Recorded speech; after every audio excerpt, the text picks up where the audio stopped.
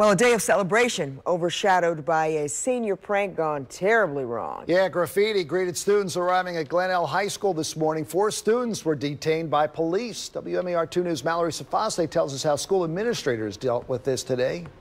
Yeah, Jamie Kelly, this wasn't just graffiti. What happened at the school is being investigated as a hate crime. Howard County Schools interim superintendent Dr. Michael Martirano saying today that in his more than 30 years as an educator, he's never seen this amount of graffiti at one school. And he is sending a strong message to the perpetrators and anyone else that perceives the spray paint as harmless.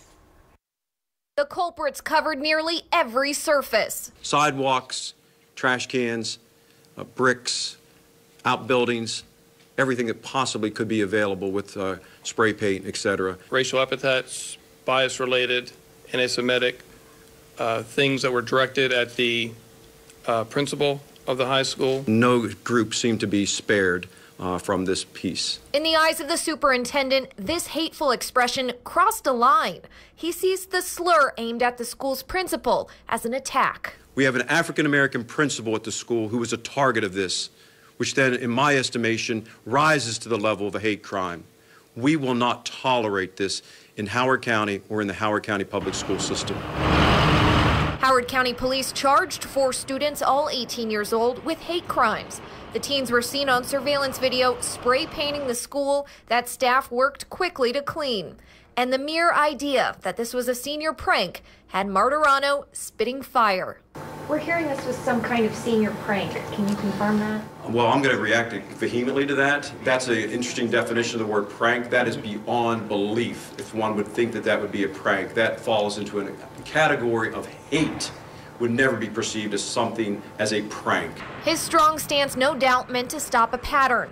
Last November, police investigated an Oakland Mills high schooler's social media post seen as racist in nature.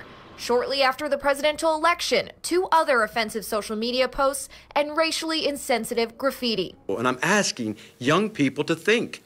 Think before you post something. Think before you engage in an activity that can have life-transforming ramifications for you. I'm asking our parents, once again, get involved with your child's social media. In response to the initial incidents, Howard County Executive Alan Kittleman launched the One Howard initiative to promote diversity and inclusion. I get very frustrated when I think about all the people who have sacrificed in our community to make our community what it is today, and we still have work to do. That is frustrating, folks. More to do for sure, but the incredibly diverse group that gathered in just a few hours is evidence that they are ready to get something done.